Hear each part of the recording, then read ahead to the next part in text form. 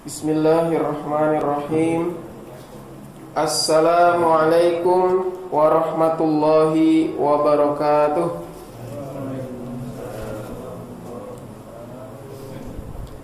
Alhamdulillahi rabbil alamin. Allahumma salli ala sayyidina Muhammad wa ala ali sayyidina Muhammad. Gimana kabarnya jamaah? Alhamdulillahi rabbil alamin. Kemarin kita sebutkan tanggal 12, keliru ya? Bukan baru 11 apa ya? Ramadannya. Iya, Ramadannya. Kalau tarawehnya malamnya iya 12. Beda 2 hari tanggal. Iya, beda 2 hari. Jadi kalau tanggal 12 berarti tanggal 10 Ramadan yang hitungan pemerintah ya. Iya. Kalau hari ini tanggal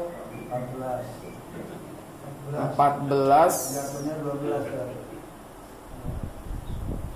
berarti 12. 12 Hijriah. Ya.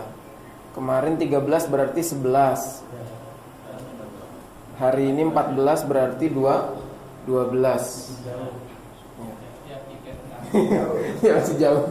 Cuma kemarin salah nyebut ya. Khawatirnya jadi salah paham gitu.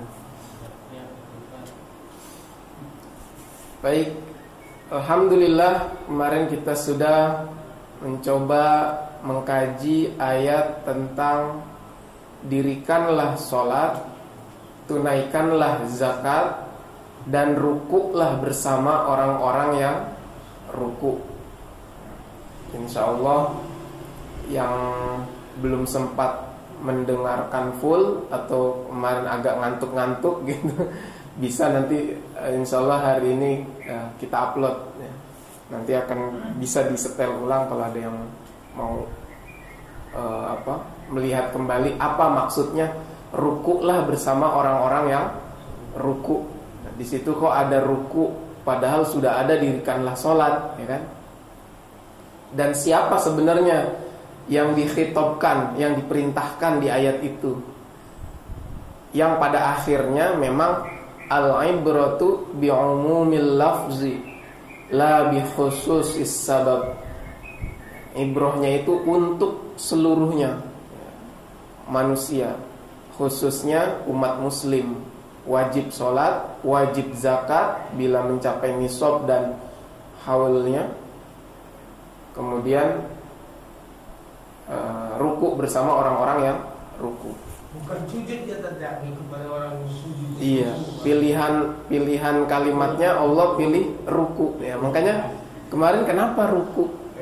Karena dalam ibadah umat lain juga ada sujud, tapi belum tentu ada ruku. Makanya itu saya pernah ditanya, apa ibadah yang membedakan tata caranya umat Islam dengan ibadah umat lain? Ternyata ruku. Dan memang diisyaratkan dalam Al-Quran. Sudah ada dirikanlah sholat, kok di situ ada ruku. Ya kalau nggak percaya cek aja. Coba ibadah orang lain, umat lain ada nggak rukunya? Kalau sujud ada ya. Sujud ada, ibadah umat lain juga ada sujud. Iya. Tapi ditambahin. Nah, Kalau sujud bisa dilambangkan sholat. iya. Kayak sembahyang sama sholat itu. Kayak bilang sembahyang sama sholat. Iya. Sembahyang itu kan sebenarnya dari sembah yang maha kuasa gitu. Sembah yang. Lain juga ada. Iya. Baik. Kali ini kita coba agak perdetail ya. Tapi masih agak umumnya dulu nih. Pengertian sholat itu apa sih? Definisi sholat.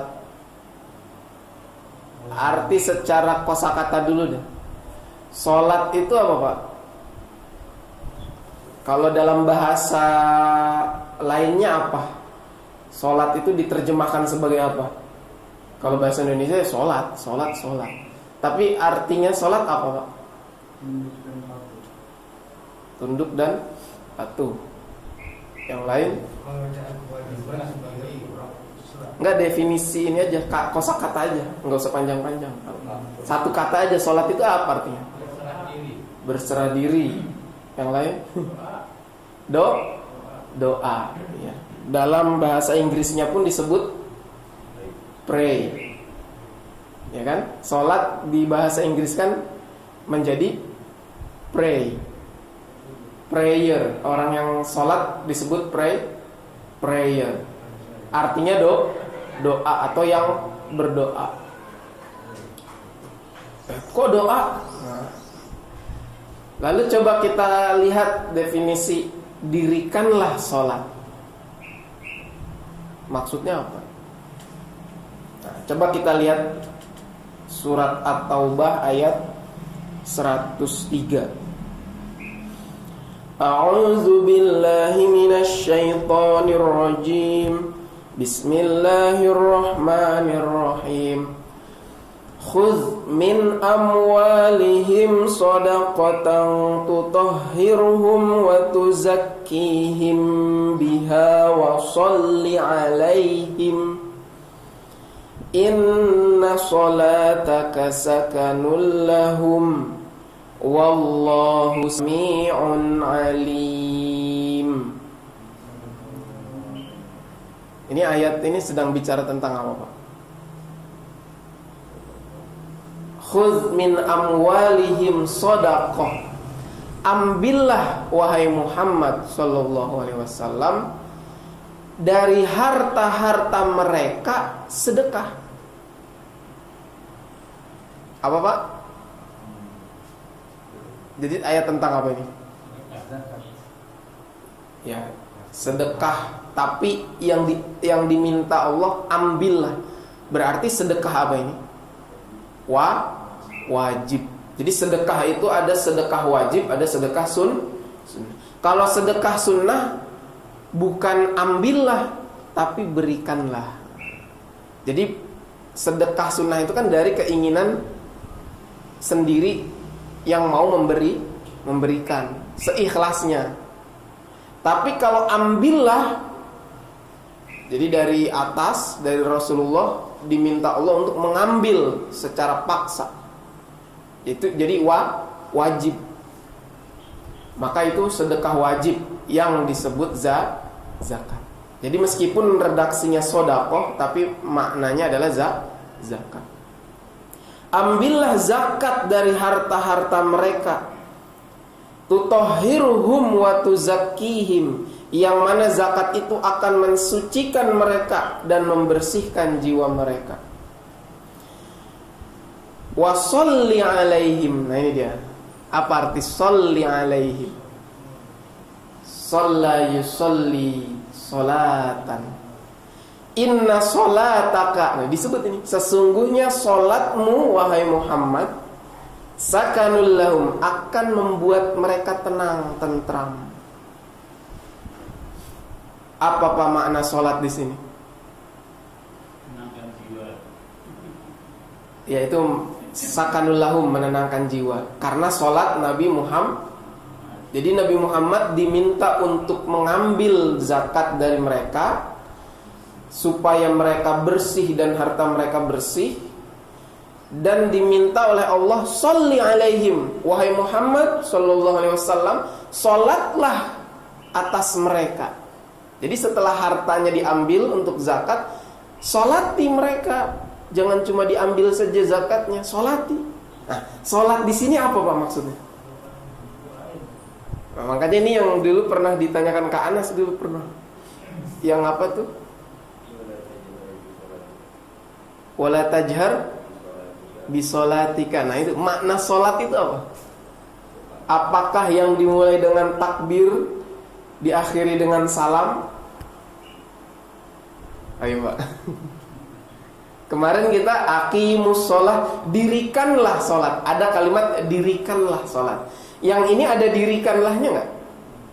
Nggak ada. Nah itu, dengan ada dirikanlah sholat dan tidak tanpa dirikanlah saja sudah beda artinya. Begitulah bahasa-bahasa Al-Quran. Jadi kita jangan sampai keliru memaknai. kalimat-kalimat Quran. Begitu juga fawailul lil musallin, celakalah bagi orang yang sholat. Itu sholat apa, Pak? Bukan sholat yang dimulai dengan takbir diakhiri dengan salam. Jangan sampai keliru. Kalau orang terjemahkan saja dengan modal bahasa Arab, akan mengartikan semua sholat sama. Tapi ketika melihat tafsirnya, oh beda. Bukan sholat yang dimulai dengan takbir dan diakhiri dengan salam. Bukan ada ayat yang diputus langsung kan? Langsung. Ya, katanya kan harus langsung, nggak boleh putus. Wawailul lil musallin, katanya nggak boleh putus ya, tapi harus langsung. Tapi ayatnya nggak membohongi kita bahwa itu satu ayat. Kalau kita mau berhenti sampai situ, apa salah? Misalnya saya baca fawailul lil musallin, berhenti, baru lanjut lagi. Alladzina hum an salatihim sahun. Kan saya baca sesuai ayat, potongan-potongan. Kalau ada orang berhenti di situ, apakah salah? Salah kalau berhenti terus shadaqallahul azim. Tapi kalau dia berhenti terus lanjut lagi tanpa mengulang dari belakang, boleh. Yang penting tahu artinya. Kalau nggak tahu, jangan sampai. Lebih baik lanjut, karena di situ ada waqaf la, meskipun itu satu ayat. Nah, makanya makna sholat di situ, orang-orang yang sholat apa nih? Makanya dulu saya jelaskan yang pertanyaan ke Anas itu, wala tajhar bi sholatika, bukan sholat dalam sholat. Allahu Akbar, terus bacanya kencang, Bismillahirrahmanirrahim, Alhamdulillahi Rabbil Alamin, kencang bacanya, nggak apa-apa. Karena kebutuhan misalnya mic-nya mati, jamaahnya banyak, nggak apa-apa kencang-kencang. Toh bukan berniat untuk apa? Memanggil Allah dengan suara yang keras gitu. Bukan berniat untuk tidak sopan gitu kan misalnya. Nah, makanya dalam tafsirnya ayat itu pun yang ditanyakan ke Anas, bukan sholat yang dimulai dengan takbir dan diakhiri dengan salam. Tapi sholat di situ adalah apa? Doa. Doa. Berarti ayat ini, khudz min amwalihim shadaqah, ambillah zakat dari mereka agar mensucikan mereka, membersihkan mereka, dan berdoalah untuk mereka. Makanya bagi penerima zakat, amil zakat setelah menerima apa? Zakat kan doa. Jangan udah menerima terus, ya sudah, saya terima zakatnya, gitu kan? Sekian dari fulan, gitu, sah gitu. Udah habis itu pulang. Jangan, ini syariat. Doakan setelah dia berzakat, doakan. Amil zakat ini jangan sampai nggak berdoa. Semoga Allah membalasmu dengan yang lebih baik, diberikan kesehatan, diberikan keberkahan, diampuni dosanya, amin ya rabbal alamin. Selesai, udah. Atau mau ditambah lagi doa, yang penting jangan panjang-panjang. Takutnya dia buru-buru juga gitu kan. Jadi syariat ini, ambil hartanya, doakan mereka. Kata Allah, inna sholataka sakanul lahum, sesungguhnya doamu wahai Muhammad sallallahu alaihi wasallam menentramkan dirinya, menentramkan diri mereka. Wallahu sami'un alim, dan Allah maha mendengar lagi maha mengetahui. Jadi begitu Pak. Maka kemarin aqimus sholah, dirikanlah sholat. Ya kita terjemahkan secara tekstual juga nggak salah. Dirikanlah doa. Jadi sholat kita tuh yang dimulai dengan takbir dan diakhiri salam, itu kita sedang dalam rangka mendirikan doa. Kok doa didirikan tuh maksudnya apa ya? Nah, ini jadi pertanyaan. Apa maksud mendirikan sholat?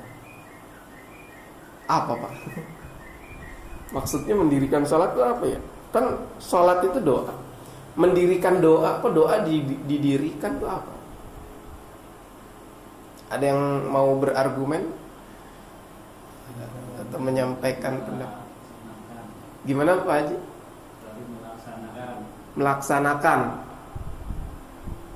Melaksanakan ya sama dengan berdoa, biasa saja berdoa gitu, melaksanakan. Tapi ini redaksinya mendirikan. Kenapa harus berdiri? Ya, kenapa harus mendirikan gitu? Kenapa harus berdiri gitu? Meskipun misalnya dia nggak kuat berdiri, duduk, sholatnya duduk. Saya tanya begini, Bapak sehari-hari kalau berdoa itu kapan sih Pak? Sehari-hari kalau berdoa itu Bapak kapan sempatnya berdoa itu? Habis sholat. Lagi kesulitan pun doanya kapan Pak? Apakah misalnya lagi kesulitan di pasar, tiba-tiba di pasar dalam posisi berdiri berdoa, ya Allah. Memang ada, tapi apakah kealamiahan kita, kenaturalannya manusia itu begitu? Biasanya enggak ya. Biasanya nunggu momen kapan nih sholat. Nanti sholat zuhur doa. Atau biasa ada orang titip doa, Dek atau anak ke orang tua, Bu doain ya, titip doa dalam sholatnya gitu.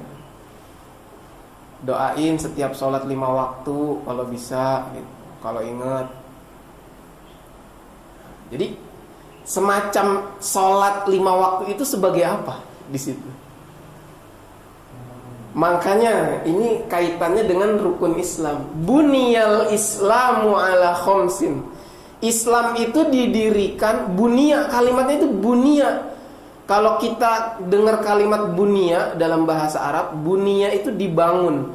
Kalau kita mendengar kalimat dibangun berarti ada sesuatu bangunan. Dibangun atas 5 hal: syahadat, sholat, zakat, puasa, haji, ya kan? Tadi kita dengar ada sholat di situ. Ini semacam bangunan, diantaranya ada sholat. Kemudian dalam hadis lain dikatakan as-sholatu imaduddin, atau ada redaksi amud, tiang. Fondasi tadi tepatnya ya. Oh enggak Pak, ini redaksinya udah khusus langsung tiang disebut, bukan fondasi. Nah kalau yang fondasi justru syahadah. Jadi kalau kita deskripsikan bangunan itu tiang, fondasinya itu syahadat, kemudian sholat, tiangnya, kan tiang udah disebutkan dalam hadis lain. Nanti kita lanjutin ke yang zakat, puasa, haji di lain waktu. Ini tiang. Coba tadi, kalau misalnya nggak ada syariat sholat Pak, kapan Bapak mau berdoa? Betul Pak? Kapan ya berdoa kalau nggak di waktu sholat? Makanya disebut as-sholat imaduddin. Jadi tiang, kapan kita bersandar untuk berdoa, kapan kita menyempatkan waktu untuk berdoa, ya, selain kalau itu yang kebutuhannya nggak terlalu mendesak. Meskipun itu disyariatkan seperti makan, kita mau makan baru kita baca doa. Itu pun doanya doa makan, nggak minta-minta yang lain. Mau masuk kamar mandi baru kita mau baca doa. Itu pun kalau ingat, kalau hafal, dan kalau mau. Kadang banyak yang nggak mau, nggak hafal dan nggak ingat. Atau keluar kamar mandi, atau mau tidur, atau bangun tidur, atau mau pergi ke satu tempat. Padahal banyak momen-momen untuk berdoa, tapi kita selalu mengandalkannya ketika sholat itulah. Selesai sholat, jadi seakan-akan tiangnya sudah kita dirikan. Karena sudah ada pondasi dan tiang yang sudah berdiri, baru kita bertumpu di situ untuk mencurahkan doa-doa kita. Betul? Akhirnya berdoalah setelah sholat. Makanya ini keliru banget kalau ada orang yang bilang Itu bid'ah doa setelah sholat itu. Rasulullah nggak ada doa setelah sholat.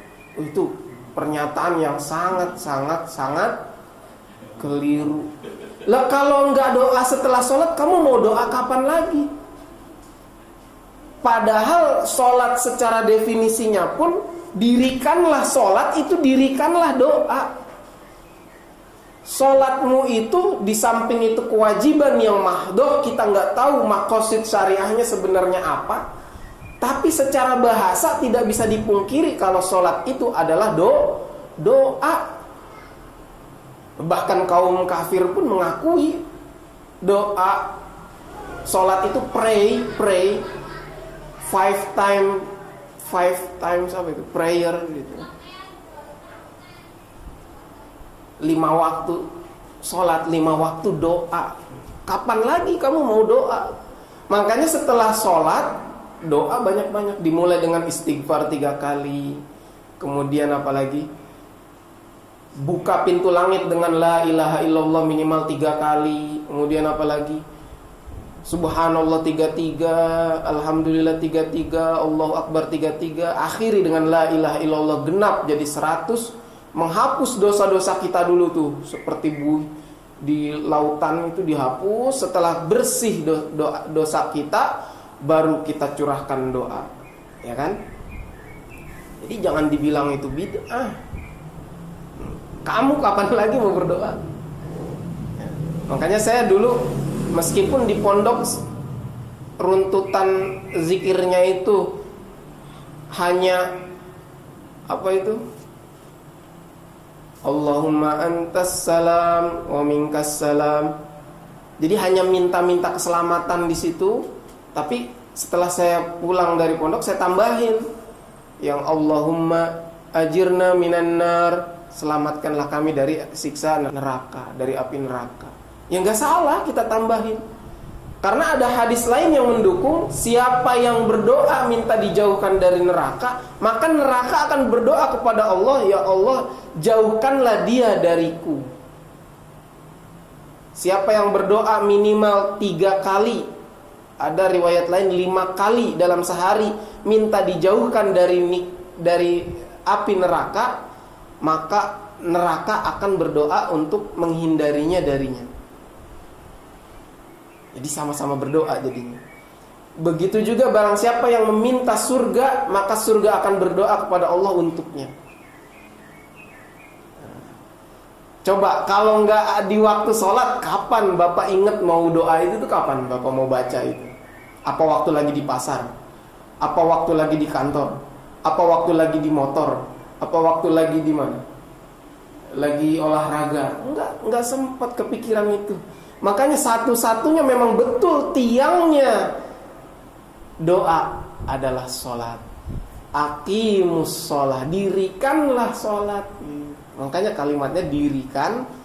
Kalau didirikan itu ya berarti dia tempat bersandar, tempat jadinya satu bangunan. Kalau sudah didirikan, buat apa nggak ada isinya? Kalau sholat sudah didirikan, terus kita habis sholat terus pergi, buat apa sholat kita? Meskipun sholat itu sendiri di dalamnya ada doa, itu pun doa cuma duduk antara 2 sujud. Coba Bapak bacaan doa waktu sholat tuh kapan? Selain takbiratul ihram, selain apa? Doa iftitah. Itu pun kalau yang baca doa iftitah. Betul Pak? Itu pun kalau doa iftitahnya yang ada doanya. Coba yang doa iftitahnya nggak ada doanya, hanya pujian-pujian. Nah, kan kemarin kita udah belajar tuh macam-macam doa iftitah. Kan ada yang hanya pujian-pujian. Subhanakallahumma wa bihamdik, tabarakasmuk wa ta'ala jadduk wa la ilaha ghairuk. Itu kan pujian semua, mana doanya? Nah, kecuali yang Allahumma ba'id baini wa baina khotoyaya. Nah, itu baru doa. Nah, kalau yang enggak berdoa itu, dia langsung aja Al-Fatihah. Alhamdulillah Al-Fatihah untungnya rukun. Di situ di dalamnya ada doa 3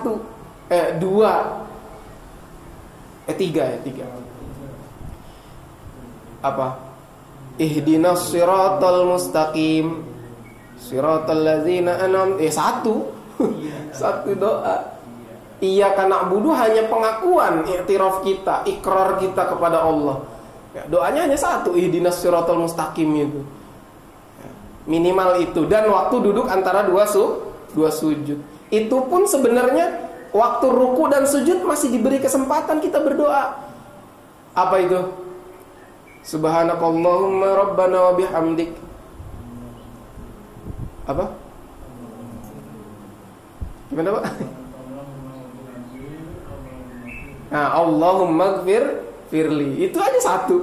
Ya Allah, ampunilah aku. Kemudian duduk antara dua sujud. Nah, itu banyak tuh. Rabbighfirli warhamni wajburni warzuqni. Nah, itu banyak. Iya. Itu pun kalau dia menghayati doanya, ya kan? Ya, misalnya dia punya kebutuhan lain, ya makanya Rasulullah masih memberikan peluang waktu sujud. Nah, perbanyaklah doa waktu sujud. Yang penting jangan diucapin kalau bahasa Indonesia atau bahasa Arab yang tidak sesuai hadis, dalam hati. Artinya ini sholat ini tiang, betul-betul tiang tumpuannya doa. Makanya kita diminta untuk mendirikan. Maka perbanyak doa. Ditambah lagi endingnya sebelum salam masih diberi kesempatan. Doa 4 hal itu. Memohon perlindungan dari fitnah dajjal, fitnah kubur, fitnah kehidupan, fitnah kematian. Masih lagi Rasulullah kasih wasiat kepada Mu'adz. Ya. Janganlah dilupakan doa apa? Allahumma ja'alni apa itu? Doa yang sebelum salam itu apa? Nah, itu termasuk yang singkat itu apa? Yang apa tuh, Pak? Saya jadi lupa. Permudah ibadahku. Apa itu?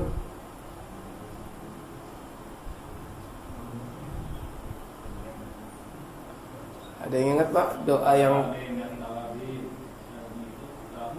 iya. Enggak, doa-doa yang singkat yang sebelum salam itu apa? Allahumma a'inni ala zikrika wa syukrika wa husni ibadatik. Itu sunnah sahih. Ya, itu doa diwasiatkan Rasulullah kepada Mu'adz radhiyallahu anhu. Ya. Itu banyak waktu-waktu kita untuk berdoa. Kemudian setelah selesai sholat pun doa lagi sebanyak-banyaknya. Jadi jangan bilang itu bid'ah, hal yang baru. Rasulullah nggak kerjakan. Dibilangnya Rasulullah kalau sudah sholat hanya zikir, kemudian nunggu di pintu, seakan-akan mempersilahkan sahabat untuk pulang. Itu bukan begitu bacanya. Itu dalam arti Rasulullah tidak mau menjadikan hal itu wajib, tapi bagi yang mau terus berdoa, berzikir, silahkan. Tidak ingin memberatkan. Dikhawatirkan ada yang segan, Rasulullah aja belum berdiri, masa kita udah pergi, kan gitu. Jadi jangan disalahartikan. Ya, kembali kepada apa yang tadi disebut dirikanlah sholat. Jadi makna dirikanlah begitu. Jadi kalau ada fondasi, ada tiang, atapnya apa? Atapnya haji. Haji makanya di atas dia, di akhir. Fondasi, ada tiang, kan harus pakai atap. Ya. Ini penggambaran, pengilustrasian yang betul-betul kalau dalam pandangan saya sangat cocok, Pak. Sangat cocok ketika itu syahadat adalah pondasi, sholat adalah tiang, kemudian puasa adalah temboknya. Karena di hadis disebutkan asyamu junnah, ya kan? Ya ma'syarus syabab man istata'a minkumul ba'ah falyatazawwaj. Apa? Fa innahu ahsanu lil farji wa man lam yastati' fa alaihi bisyam fa innahu lahu wija disebutkan perisai. Jadi tameng. Tembok ini kan tameng. Untuk perlindungan dari hewan, dari serangan. Kemudian zakat. Zakat itu apa, Pak? pendistribusian supaya sehat, supaya beredar, supaya tidak vakum diem harta itu, dan bergerak, sosial itu bergerak. Kalau harta itu diem, maka sosial ekonomi mati. Makanya dia harus terdistribusi. Maka adanya ventilasi, itu zakat. Kalau kita tutup rapat dengan tembok semua, wah pengap. Iya, terlindung dari puasanya, tapi pengap. Nggak baik juga. Kan nggak baik juga puasa ya. Kemarin kita bahas, apakah boleh puasa sepanjang tahun? Nggak boleh. Rasulullah udah katakan, la soma wala aftor. Dia tidak disebut berpuasa dan tidak disebut tidak puasa. Jadi apa dia statusnya? Nggak boleh. Bahkan puasa sehari, puasa 2 hari, berbuka sehari nggak boleh. Itu memberatkan kata Rasulullah. Tapi puasa sehari, nggak puasa sehari, puasanya Nabi Daud alaihissalam boleh kata Rasulullah. Kemudian puasa sehari, berbuka 2 hari, Rasulullah katakan, aku suka andai saja aku diberikan kekuatan. Ya begitu. Jadi puasa yang terus menerus juga nggak baik. Bisa jadi ekonomi nggak muter kalau kayak gitu. Nggak ada ventilasi. Kemudian di akhir adalah haji di atas sebagai atap. Yang unik adalah, ya jadi kebahas rukun Islam nih. Tapi yang unik adalah bukan kenapa. Coba Bapak perhatikan, kalau dalam satu bangunan itu yang membedakan antara posisi yang 5 ini, antara pondasi dan tiang dengan yang lainnya itu apa, Pak? Atau ada hal kesamaan apa di antara 5 hal tadi, ada pondasi, tiang, tembok, ventilasi, dan atap, yang satu-satunya yang menghubung langsung ke pondasi itu apa? Yang dia elemennya ada di pondasi, ada di dia ada, itu apa? Di antara tiang, tembok, ventilasi, dan atap itu apa yang ada elemen itu di pondasi ada, di dia ada apa?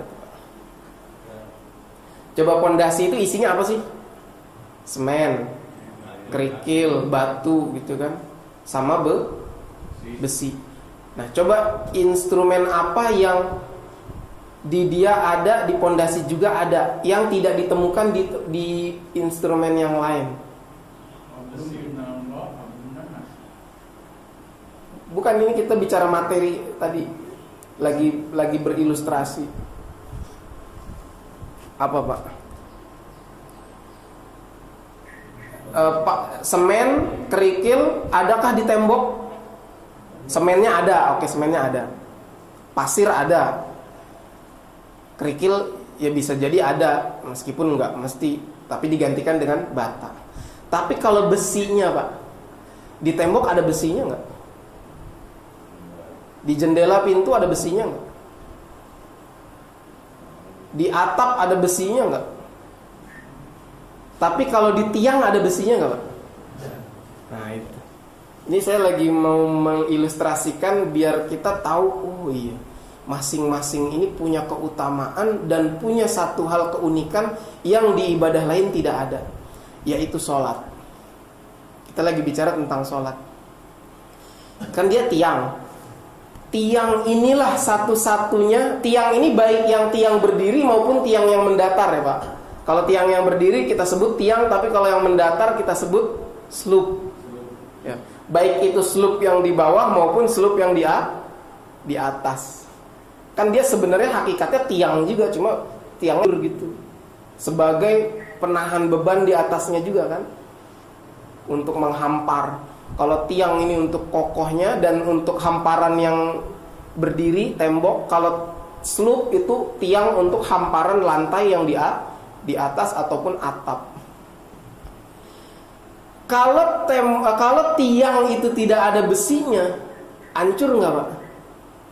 Bikin tiang bangunan nih, sebesar apapun kalau isinya cuma semen, kerikil sama batu, terus di atasnya dikasih beban, hancur nggak Pak itu tiang? Nah, itu. Jadi si besi ini sebenarnya apa dia Pak? Sama, di pondasi ada besi. Jadi besi ini maksud saya dalam ibadah sholat ataupun syahadat apa nih? Si besi ini kalau kita analogikan dalam tiang, dalam sholat dan syahadat itu apa? Dia apa sih? Bacaan apa atau gerakan apa atau apa? Keyakinan. Atau saya spesifik bacaan apa Pak? Besi ini nih dia bacaan apa? Ibarat bacaan apa? Apa Pak? Bacaan apa yang ada di syahadat dan ada di sholat? saya lebih detail lagi.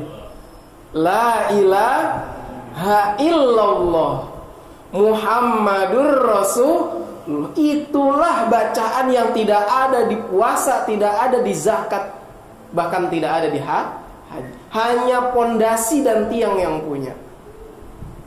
Tuh, kalau kita mau ilustrasikan seakan-akan bangunan itu.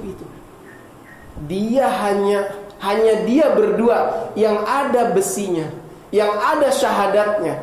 Makanya setelah syahadat pasti sholat. Nggak mungkin setelah syahadat terus zakat, enggak. Setelah syahadat pasti sholat.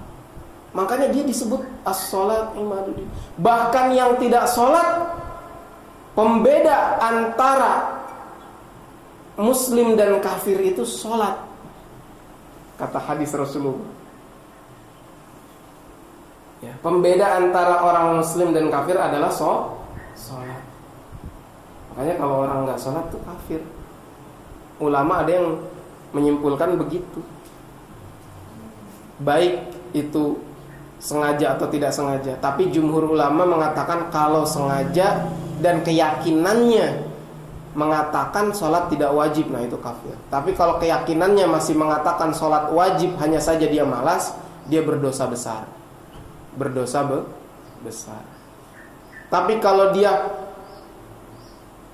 nggak mengerjakan, malas-malasan dan meyakini sholat tidak wajib, maka dia telah kafir. Nah itu hati-hati. Kapan ada bacaan la ilaha illallah Muhammadur Rasulullah dalam sholat?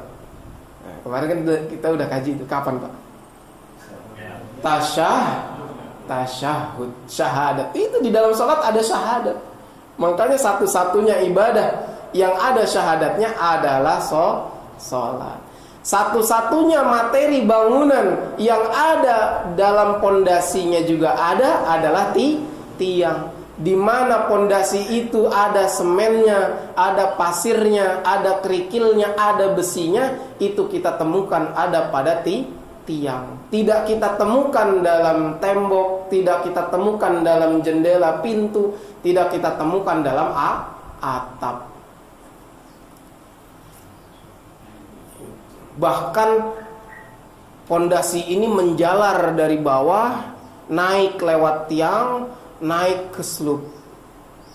Jadi seakan-akan kalau digambarkan kubus gitu, persegi, kokoh gitu. Segi 4 kubus itu semuanya ada syahadatnya, di mana tembok tertopang, atap tertopang, ya kan? Jadi kokoh karena syahadatnya itu yang kuat. Dan tiangnya juga kuat. Begitu kira-kira ilustrasi bunyal Islamu ala khamsin. Sebenarnya materinya tadi bukan itu tuh, tapi jadi nyambung ke situ. Habis tadi ada rasa pengen disampaikan. Jadi kaitan antara sholat dan syahadat yang tidak kita temukan dalam zakat dan dalam puasa maupun dalam haji. Tapi nanti kita bicara tentang puasa, wah nggak kalah lagi keutamaannya. Zakat nggak kalah juga keutamaannya, haji nggak kalah keutamaannya juga. Tapi ada bab-babnya tersendiri. Seakan-akan kita ingin membandingkan ibadah mana sih yang paling baik, ternyata sulit Pak, nggak bisa. Setelah saya pikir-pikir, nggak bisa. Semuanya ini bagus, semuanya bagus dan nggak bisa saling mengalahkan, saling menopang. Karena hadisnya buniyal Islamu ala khamsin. Islam itu bukan cuma satu, sholatnya saja, bukan cuma zakatnya saja, bukan cuma puasanya saja, tapi 5 unsur ini saling melengkapi hingga jadi satu bangunan yang disebut buniyal Islam. Islam itu dibangun. Jadi kita nggak bisa misah-misah itu 5. Tadinya sih mau nyampein tentang rukun-rukun sholat ini. Ya. Insya Allah rukun Islam, rukun sholatnya besok Pak ya. Rukun sholat tuh ada 13 dalam mazhab Syafi'i. Insya Allah kita bahas detailnya besok. Insya Allah. Ada yang mau disampaikan Pak mungkin sebelum kita tutup? Ya Pak Haji. Nah, kalau dari fondasinya kan syahadat. Juga sholat tidak sholat itu juga ada syahadat. Iya betul. Nah, kalau kita baca itu yang lengkap tapi tanpa gerakan, itu dikatakan sholat atau enggak? Enggak. Karena sudah terikat penjelasan Al-Quran itu dengan hadis Nabi SAW. Sholat itu bagaimana? Shollu kama ra'aitumuni usolli. Sholatlah sebagaimana kalian lihat aku sholat. Tetapi dalam kondisi dia nggak bisa bergerak karena sakit, boleh itu tadi masuk dalam bacaannya saja. Ketika dia udah sekarat gitu kan, udah di ruang ICU, udah nggak bisa memungkinkan berdiri bahkan duduk, hanya tiduran, ya sudah bacaannya saja. Dengan isyarat kalau dia mau ruku, dia isyaratkan saja dengan mata, bagaimana matanya ruku itu, apa berkedip, apa bagaimana gitu. Sujudnya juga begitu. Yang penting hatinya kan. Tapi dalam kondisi dia sehat, wajib bergerak sesuai gerakan Rasulullah. Artinya tetap si pondasi itu nggak hilang kan Pak? Jadi bacaan itu nggak boleh hilang, syahadat itu nggak boleh hilang, meskipun dia sakit. Makanya Pak, saya bilang ibadah yang nggak boleh ditinggal sama sekali itu adalah sholat. Puasa masih bisa diganti dengan hari lain dengan yang serupa qada. Kalau sudah nggak bisa apa-apa, masih bisa diganti dengan kepemilikan harta, fidyah. Kita punya harta, kita bayar dengan fidyah. Haji kalau mampu saja, bahkan nggak perlu digantikan kalau mampu. Kalau nggak mampu nggak usah. Tapi sholat Pak nggak bisa ditinggal. Itu syahadatnya itu nggak bisa ditinggal. Iya Pak. Nggak bisa ditinggal itu Pak. Sholat itu, bacaan-bacaan yang itu. 5 waktu minimal kita dalam sehari. Jadi itu betul. Sholat itu meskipun bacaan nggak boleh ditinggal. Ada lagi Pak? Sudah ya. Baik, itu saja. Insya Allah besok kita masuk ke dalam rukun-rukun sholat yang tidak boleh ketinggalan. Mudah-mudahan bermanfaat, menambahkan wawasan kita. Kalau ada kekeliruan pastinya dari saya pribadi, mohon dimaafkan, dibukakan pintu yang selebar-lebarnya.